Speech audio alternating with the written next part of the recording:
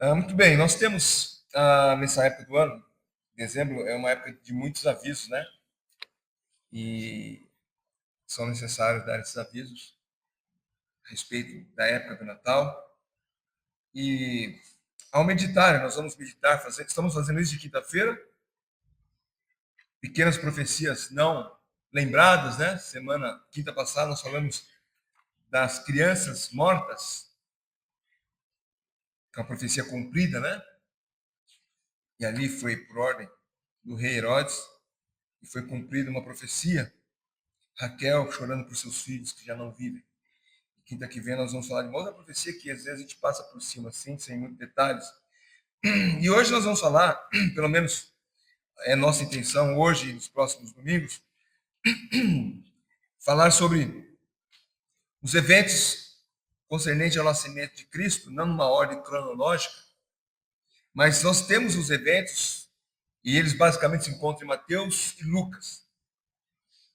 Movidos pelo Espírito Santo, João e Marcos não dão destaque ao nascimento de Cristo, não falam. Pelo contrário, João e Marcos, eles ensinam o relato deles, já com o Senhor Jesus na fase adulta, e destacam o seu batismo. Os evangelhos de João e Marcos, eles não falam sobre o nascimento de Jesus, porque eles tinham propósito e públicos diferentes. E Marcos, ele foca as ações do ministério de Jesus, começando seu relato quando ele tinha cerca de 30 anos. Então, Jesus iniciando o seu ministério, enquanto João adota uma abordagem teológica, concentrando a respeito da divindade de Cristo, e não se preocupa com a história da origem do Senhor Jesus Cristo. Obrigado. Vou precisar desses 2 copos hoje. Agora, o fato deles não falarem a respeito não significa que eles não tinham conhecimento desse grande evento. O Espírito Santo não os moveu a mencionar esses eventos. E quando nós lemos os textos específicos em Mateus e Lucas, nós devemos colocar os relatos numa ordem cronológica do tempo, né? Uma ordem cronológica para termos a correta compreensão desses fatos. Nós misturamos tudo, né? No presépio tem Jesus, pastores, os magos, tudo junto ali, né? Aí a gente depois, quando fala para alguns, os magos não estavam no presépio. Não estavam. Porque nós temos que fazer isso, né? Colocar na ordem correta. Mateus nos dá a ideia de que tudo, quando você lê, né, dá a ideia de que tudo aconteceu e em 1 ou 2 semanas, né? Foi tudo assim, o nascimento de Jesus, a visita dos magos. Mas nós estamos falando aí pelo menos de 2 anos. Por isso que o rei Herodes mandou matar criança 2 anos para baixo, porque ele queria a régua, né? 2 anos. E ali então eles ele determinou a matança das crianças. Mas a ordem cronológica dos eventos, ela se dá assim, juntando Mateus e Lucas, o anúncio a Maria, Maria visita Isabel, o anúncio a José, o alistamento, que é o censo, o nascimento de Jesus, a visita dos pastores. Aí, entre a visita dos pastores e os magos, tem a apresentação de Jesus no templo. Aí sim, então, vem a visita dos reis magos, ou dos magos, né, vindo do Oriente, a fuga para o Egito e o retorno a Nazaré. Então, essa é a sequência. E essa noite eu gostaria de destacar, ou quero falar, mais ou menos, dos 40 dias após o nascimento de Jesus. A leitura que nós fizemos aqui, com o cântico de Simeão, se dá mais ou menos a 40 dias após o nascimento de Jesus. Quando nós lemos aqui, parece que foi tudo junto, né? Saiu, nasceu, foi lá, Simeão. Não. Por quê? Nós vamos observar que José e Maria eles teriam que fazer observações de alguns ritos da lei do povo judeu.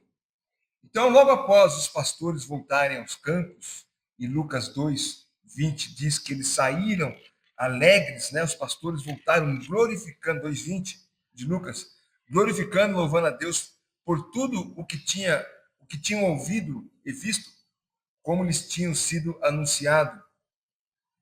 Aí então vem o início dos rituais, primeiro da circuncisão, depois da purificação de Maria e após isso a apresentação de Jesus no templo, né?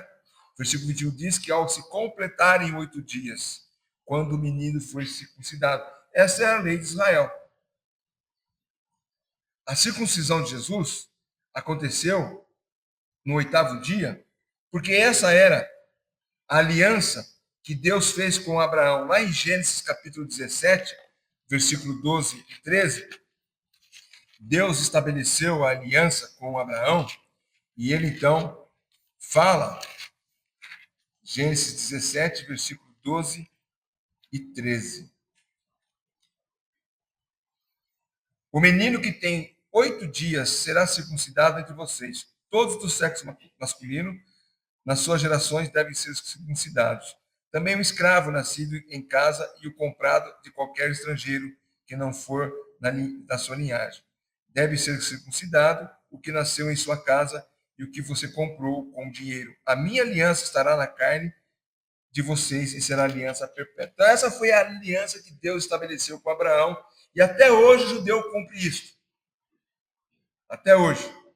Estava assistindo um filme com a Elizabeth uns dias atrás, da Segunda Guerra Mundial, um filme verídico, de um garoto que fugiu, ele conseguiu fugir, e o pai dele aconselhou ele, vive nas fazendas, ele é da Polônia, né? Procure trabalho na fazenda, mas olha, quando você for fazer xixi, não faça perto dos outros, porque iam saber que ele era judeu.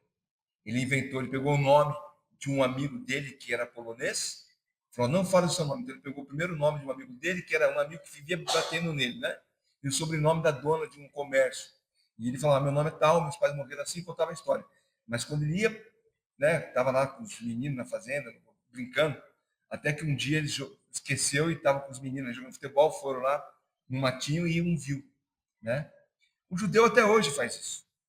Ele pode não crer em Deus, ele pode ser ateu, mas ele cumpre o ritual de fazer. Talvez um ou outro não, mas a maioria cumpre, porque essa é a aliança que Deus fez com o povo de Israel. Nesse mesmo dia em que Jesus foi circuncidado,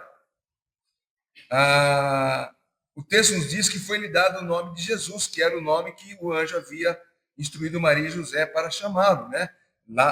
Aqui fala que deram o nome de Jesus. Esse nome tinha sido dado pelo anjo antes do menino ser nascido. E aonde que o anjo falou isso? Lá em Mateus. Lá em Mateus, capítulo 1, 21 e 1, 31. Primeiro o anjo fala com Maria e depois o anjo fala com José. Mateus 1, 21. E dará à luz um filho e você porá nele o nome de Jesus, porque salvará o seu povo dos pecados dele. E no versículo 31, quando ele fala com Mateus 1, 31, não, Lucas 1, 31 agora, né? Lucas é que vai falar de José, o anjo falando com José. Lucas 1, 31. Você fica... eu confundi aqui o texto, espera aí. Lucas 1...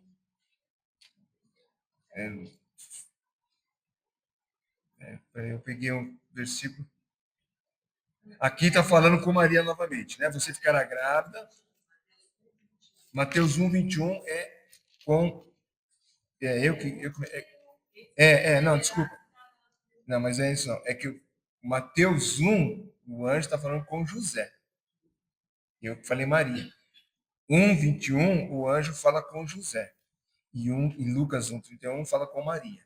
Mas os dois, o anjo fala, você dará o nome de Jesus. Tá? Então, nesse 8º dia, Jesus foi circuncidado e recebeu o nome que havia sido anunciado pelo anjo. A segunda cerimônia está relacionada com a purificação de Maria, que o texto também nos fala a respeito disto, né? Era necessário a purificação. Versículo 22. Passados os dias da purificação. Por que o dia da purificação? Que acontecia 40 dias depois do nascimento de Jesus. E essa novamente era o tempo que Deus havia estabelecido em lei. Levíticos capítulo 12, versículo 1 a 4. Levíticos 12, versículo 1 a 4. O Senhor disse a Moisés: diga aos filhos de Israel: se uma mulher conceber e tiver um menino, ficará impura durante 7 dias. Como nos dias da sua menstruação, ficará impura. E no 8º dia, o menino será circuncidado, novamente falando da necessidade da circuncisão. Depois ela ficará 33 dias a purificar-se do seu sangue. Nenhuma coisa santa tocará, nem entrará no santuário até que se cumpram os dias da purificação. Aí, então, depois, cumpridos os dias da purificação, né? No versículo 6, fala: e cumprindo-se o dia da purificação, pelo nascimento de um filho ou de uma filha, trará ao sacerdote à porta da tenda do encontro um cordeiro de 1 ano por holocausto, e um pombinho ou uma rolinha por oferta pelo pecado. Então foi isso que José e Maria eles fizeram, né? Após a circuncisão, Maria aguardou esses dias para a purificação e ali então ofereceram, como diz o versículo 24, um par de rolinhas ou pombinhas. E como nós vemos no texto de Levítico, podia ser um cordeiro. Mas o cordeiro era só para os ricos. Só que Deus não é exclusivista, né? Ele não exclui os pobres. Deus, você não tem condições de dar um cordeiro? Pode ser uma rolinha. Aqui na Samambaia, de tempo em tempo, vem uma rolinha lá e põe 2 ovinhos. Ela colocou já 2 vezes, a terceira vez estava com os ovinhos, né? Ali. E eu fiquei pensando nisso, né? Um animal simples, bobo até. Ingênuo. Eu chego ali para molhar Samambaia, chego perto, ela já voa e fica de lado ali olhando. Eu cuidado dos ovinhos ali. Mas Deus falou: olha, esse bichinho aí, você tem no campo, você pega ele e você dá como sacrifício. A ovelha precisa de mais cuidados, né? Você não pode pegar uma ovelha no campo lá, porque tem dono. E se você não é dono de uma ovelha, então pegue essas pombinhas. E Maria e José fizeram isso, né? Eles não eram de uma família rica, não tinham dinheiro, mas o que eles tinham era as ricas bênçãos do Senhor, porque o Salvador havia nascido entre eles. Outro detalhe interessante, quando estava estudando, eu pensei, né? Perguntei para mim mesmo: por que 40 dias a mulher da purificação? E eu fui pesquisar e é justamente o tempo dado pela medicina, né?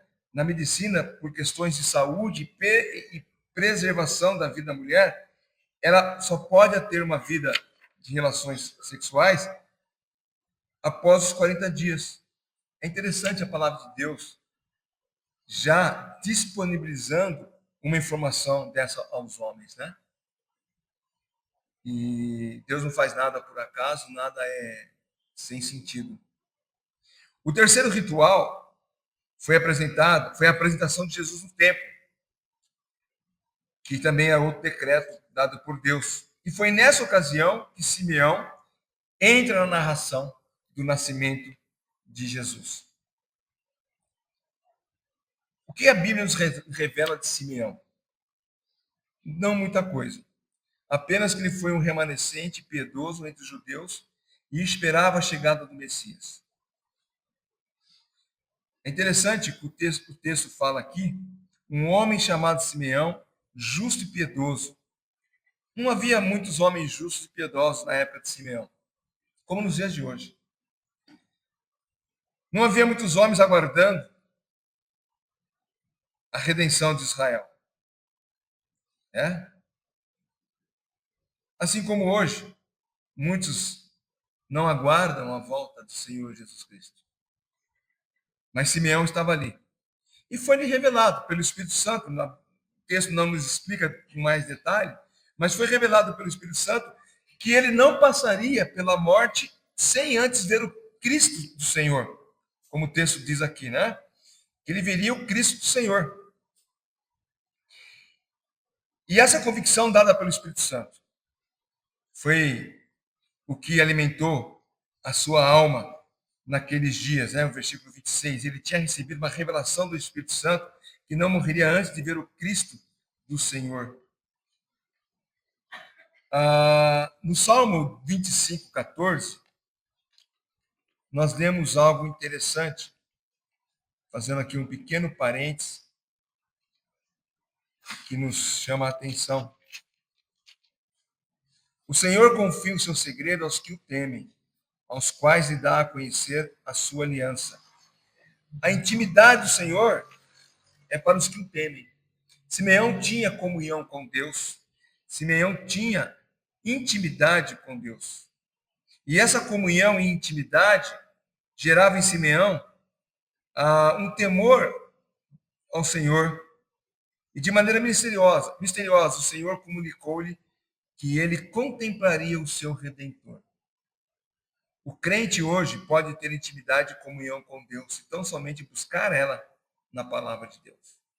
Nós não encontramos comunhão e intimidade com Deus buscando nos horóscopos. Nem sei, tem ainda horóscopo? Deve ter, né? Não sei se ainda existe jornal, mas quando a gente lia o jornal na empresa, o pessoal gostava, deixa eu ver meu horóscopo de hoje. E as pessoas liam o horóscopo. Não deveríamos saber, né? Mas acabamos, pela convivência com o povo, acabamos sabendo, né? Qual é o nosso signo. Agora, me admira um crente falar, eu sou do signo tal, e por isso eu sou assim. Qual que é o signo aí que falam que é o mais bravo? Escorpião? Eu sou de escorpião, por isso eu sou assim. Eu sou nascido do Espírito Santo, eu não sou assado. Né? Não dá para entender, né? Um crente de horóscopo. O meu número da sorte. Quem tem intimidade com Deus não precisa nada disso. Busca na palavra de Deus. Ontem, quando o meu irmão estava sendo sepultado, né? E na sexta-feira eu fiquei pensando a respeito do que eu vou falar uma hora dessa. Uma pessoa que viveu a vida inteira longe de Deus, mas nos últimos dias falando do Evangelho e aceitou, não sabemos, né? E eu lembrei de Lamentações, né? 3:21, que eu quero trazer à memória a esperança que há no meu coração. Então, a esperança que realmente ele aceitou a Cristo. Então, a intimidade de Deus nos faz lembrar da palavra dele e descansar nela. Aí vem, mas se ele não aceitou? Aí eu lembrei de Isaías, quando fala que o Senhor enxugará todas as lágrimas. Então, de um lado ou de outro, Deus nos traz consolo. Voltando aqui. Naquele dia, novamente, né? O Senhor falou com Simeão e mandou que ele fosse ao templo.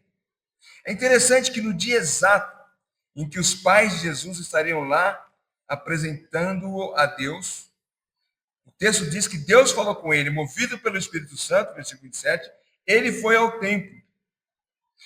Não fala se Simeão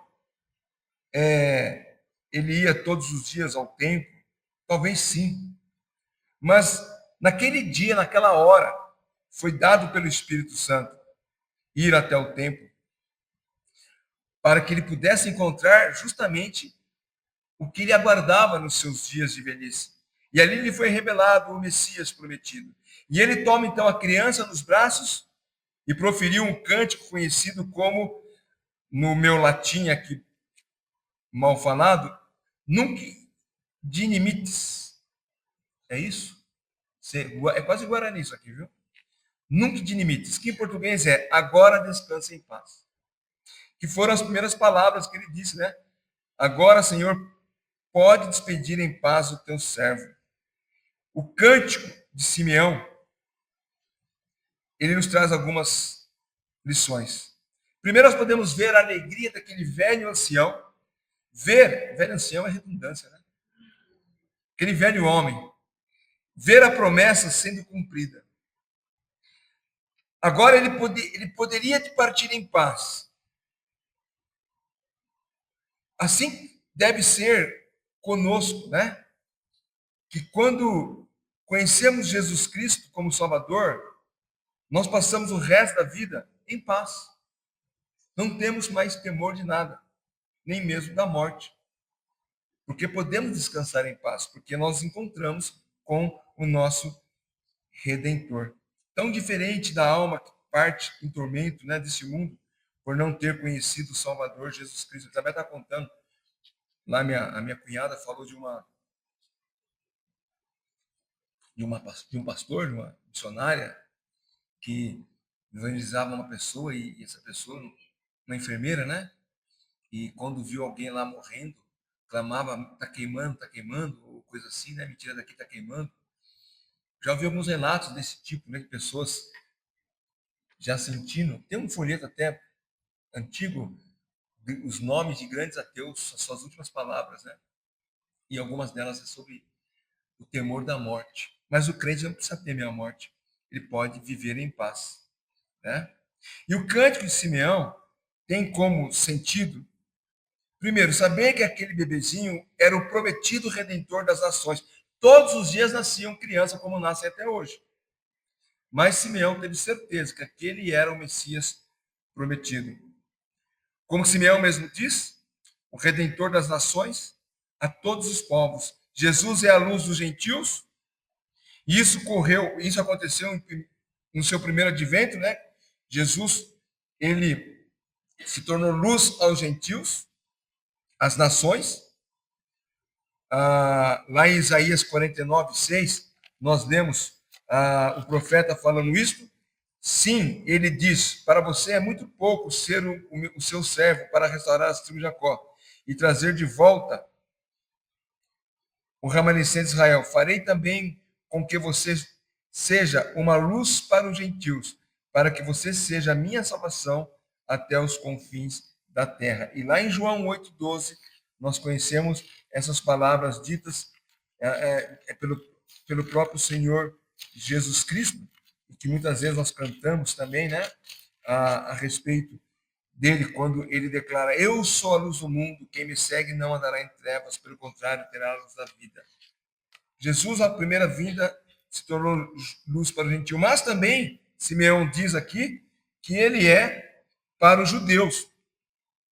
A glória para o povo de Israel. Versículo 32 aqui, de Lucas, né? Luz para a revelação aos gentios e para a glória do seu povo de Israel. Então, o Senhor Jesus Cristo será ainda, virá para restaurar a nação de Israel, fazê-la grande novamente, quando ele reinará de Israel a todas as nações. Aonde encontramos isso? Zacarias 14:9. Zacarias 14:9 e também em Ezequiel 37:22. Primeiro aqui em Ezequiel, que eu já estou nas páginas de Ezequiel 37:22. Farei deles uma só nação na terra, nos montes de Israel. E um só rei será rei de todos eles. Nunca mais serão duas nações, nunca mais se dividirão entre dois reinos. Falando de Israel. E Zacarias 14:9, mais para frente, né? Sumiu Zacarias na minha Bíblia. Está aqui. Zacarias 14:9. Quando nós lemos: o Senhor será rei sobre toda a terra. Naquele dia, um só será Senhor e um só será o seu nome. Ainda há de se cumprir quando o Senhor Jesus será rei de todos os povos. José e Maria ficaram admirados contemplando aquele momento, mas também recebem uma bênção do ancião. Quando ele profetiza a Maria, nos versos 34 e 35, Simeão os abençoou e disse a Maria, mãe do menino: eis que esse menino está destinado tanto para a ruína como para a elevação de muitos em Israel, e para ser alvo de contradição, para que se manifestem os pensamentos de muitos corações. Quanto a você, Maria, uma espada atravessará a sua alma. O que Simeão estava querendo dizer com isso para José e Maria, né? Primeiro ele diz: eis que este menino está destinado tanto para a ruína como para levantamento de muitos em Israel. Os incrédulos, os arrogantes, os impenitentes, eles cairão um dia. A gente fica indignado com tanta coisa errada, pessoas que têm autoridade, né? Têm a autoridade dada por Deus, agindo de maneira cruel. Um dia eles vão cair. Nós não precisamos ficar preocupados com isso. Mas os que se humilharem e se arrependerem dos seus pecados, receberão o Senhor Jesus e por ele serão abençoados. Acontece desde aquele tempo até os dias de hoje. Homens e mulheres recebem as bênçãos da vida eterna ou a maldição da perdição eterna por simplesmente aceitarem ou rejeitarem Jesus Cristo como Salvador. Jesus morreu na cruz e trouxe vida aos que creem, mas também trouxe condenação aos que rejeitam. Por isso que Simeão falou dessa forma. Ele está destinado tanto para a ruína como para o levantamento de muitos. Muitos serão, né, salvos, estarão com ele eternamente, mas muitos também serão condenados por rejeitarem. Simeão continua em sua profecia e diz: a criança está destinada a ser alvo de contradição. O que seria isso? O Senhor Jesus Cristo seria alvo de contradição. Será capaz de que aquele que não pecou ser contraditório? Nós somos contraditórios. Às vezes nós falamos uma coisa aqui e falamos outra lá. Mas Jesus não. Não seria ele em si, mas o simples fato de Deus ter se feito homem, né? Se feito carne no mundo de pecadores. Há aqui uma contradição entre o santo e o impuro. O santo vivendo entre os impuros. O limpo vivendo entre o sujo. A presença santa constrange os pecadores, produzindo uma animosidade em muitos corações. Muitos rejeitam, detestam. O Senhor Jesus Cristo mesmo disse isso, que muitos preferem as trevas do que a luz, odeiam a luz porque vivem nas trevas. Durante seu ministério, muitos homens, especialmente os detentores da religião, odiavam e os pecadores admiravam. Não é uma contradição? Deveria ser ao contrário. Os religiosos deveriam adorá-lo e os pecadores deveriam odiá-lo. Mas justamente os pecadores o adoravam, o admiravam. Mateus 24, 13. Mateus 24, 13. Aquele, porém, que ficar firme. O que eu fiz aqui? Espera aí. Lucas 7, 34.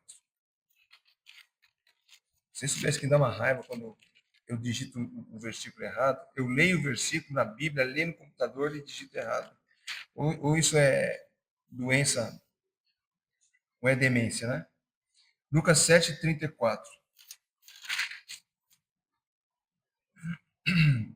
Veio o filho do homem, vamos ao versículo 33. Pois veio João Batista não comendo pão, nem bebendo vinho, e vocês disseram, ele tem demônio. Veio o filho do homem comendo e bebendo, e vocês dizem, eis aí um glutão e bebedor de vinho, amigo de publicanos e pecadores.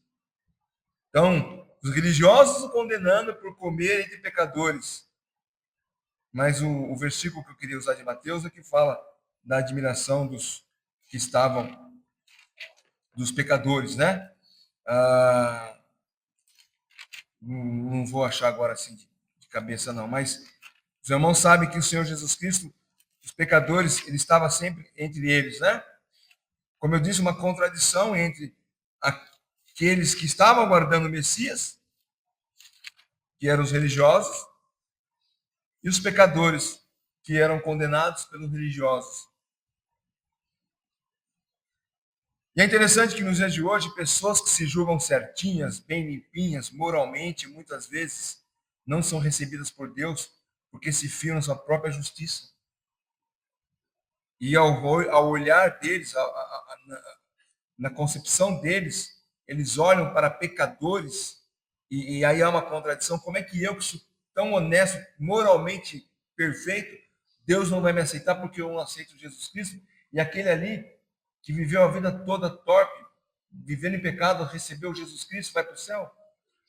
Porque é isso que Deus determinou, que todo aquele que nele crê será salvo. A parábola do publicano e o fariseu, a, a, a, o publicano e o fariseu, né?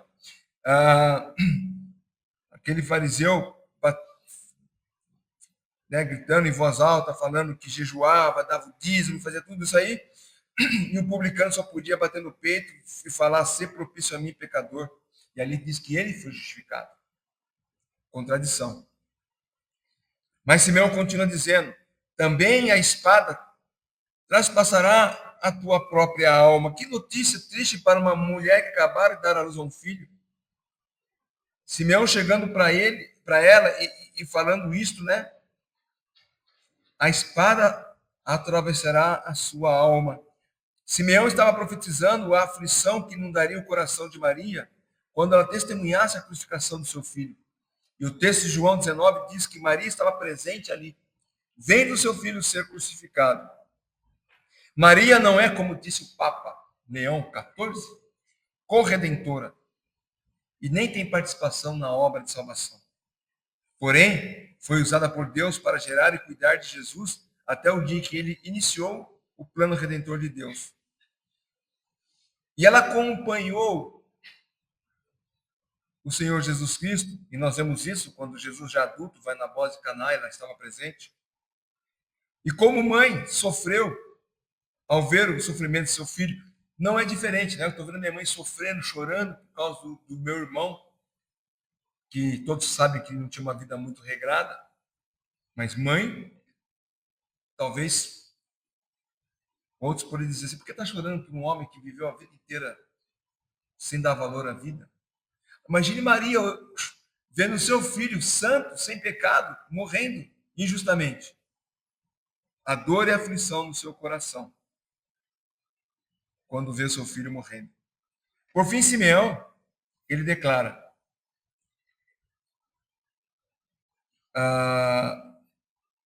para que se manifeste os pensamentos secretos de muito coração, né? Primeiro ele fala isso, né? Eu inverti aqui. Para que se manifeste os pensamentos de muitos corações. As mais íntimas motivações do coração do homem não são segredos para o nosso Salvador. Deus conhece mente e coração. Assim, Jesus seria e ainda é pedra de tropeço para muitos, escândalo para muitos. Jesus trouxe vida, mas também trouxe morte, porque Jesus conhece o pensamento do homem. Muitos falam: eu aceito Jesus, mas na verdade só estão querendo agradar um e outro.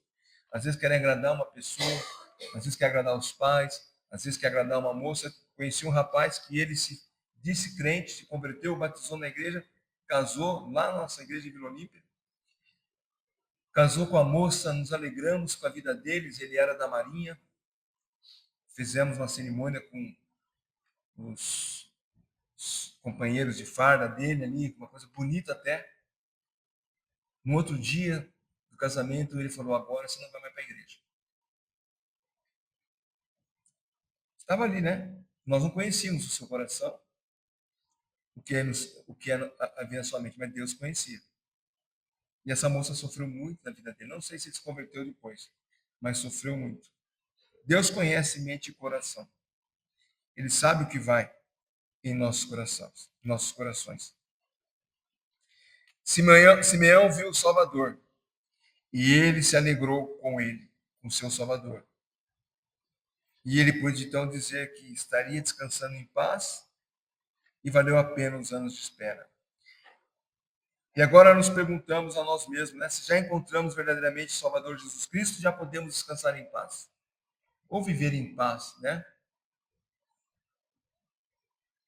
Podemos honestamente dizer como Simeão: posso me despedir em paz? Nada mais nesse mundo me interessa a não ser o Salvador Jesus Cristo. Então, o que vier a acontecer, não há nenhum problema, porque eu conheci o Salvador, eu vi o Redentor. Aqueles que têm um encontro com Cristo vivem em paz, porque sabem que a paz que excede todo entendimento habita em seu coração. E o seu Salvador cumpriu em sua vida o plano de Deus para salvá-lo. E assim, então, pode descansar em paz. Outros, porém, não podem descansar em paz.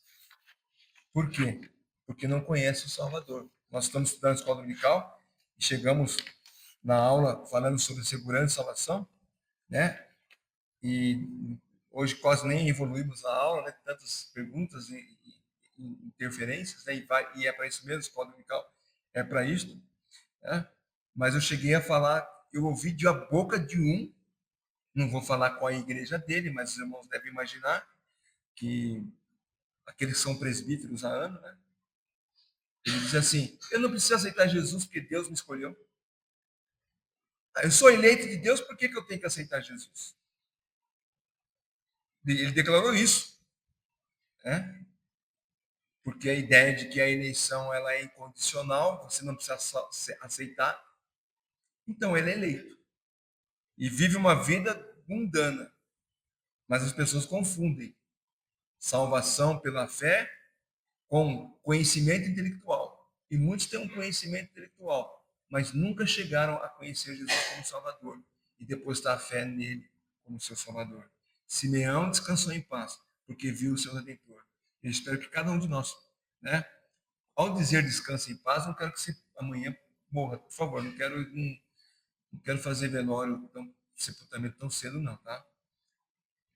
Mas ao dizer que podemos descansar em paz, é a ideia de a vida que Deus tem para nos dar ainda, 10, 15, 20, 30, 40 anos, será vivida em paz, porque nós conhecemos o Redentor, sabemos quem é Ele. E como Jó disse, eu sei que meu Redentor vive, e por isso viveremos. Amém?